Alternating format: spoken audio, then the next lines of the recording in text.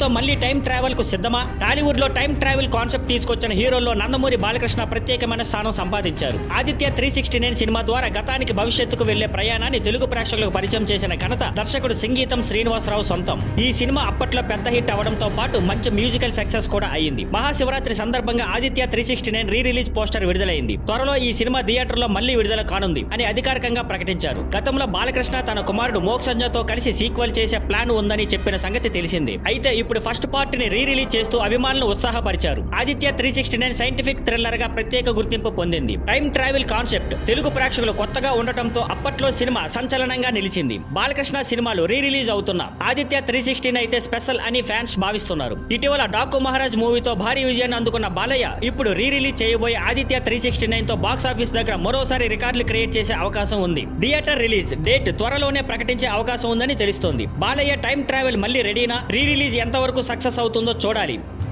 Thank you for watching. Please like, share and subscribe.